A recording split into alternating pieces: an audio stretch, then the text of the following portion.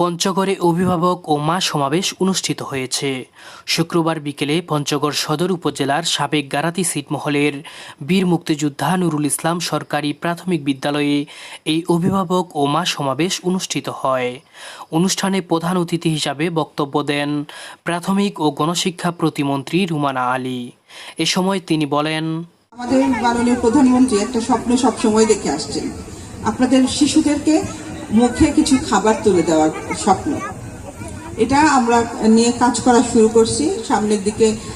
সামনের বছরগুলোতে আপনারা নিশ্চয়ই এগুলার আওতায় আসবেন। আস্তে আস্তে বাচ্চাদের মুখে টিফিনের সময় একটা ভালো খাবার ওদের কাছে পৌঁছায় যাবে। মা সমাবেশে বিদ্যালয়ের সভাপতি MS বাবুল খানের সভাপতিত্বে বক্তব্য দেন পঞ্চগড়ের জেলা প্রশাসক Zahurul Islam, police super SM Sirajul হুদা, সদর উপজেলা পরিষদের চেয়ারম্যান শাহনিয়াজ প্রধান শুভ, বিদ্যালয়ের প্রধান শিক্ষক কেরামত আলী সহ অনেকে।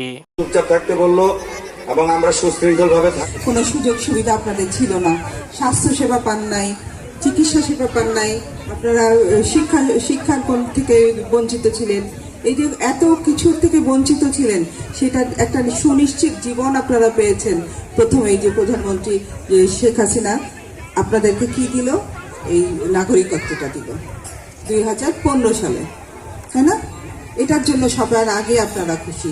এই কথাটা সবসময় আপনারা স্মরণ করবেন, কারণ উনি আপনাদের একটা উন্নত জীবনের দিকে আপনাদেরকে নিয়ে যাইতেছেন, একটা সুন্দর নাগরিকত্ব দিয়েছেন।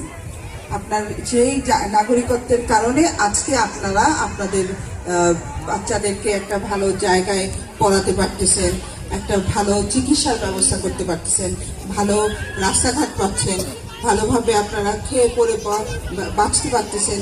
এই যে বাচ্চাদেরকে আপনারা উপবৃত্তি টাকা আপনাদের কাছে আসতেছে আপনাদের ফোনের মাধ্যমে, আপনারা সেগুলো পাইতেছেন, ফ্রি বই পাইতেছেন, তাই না?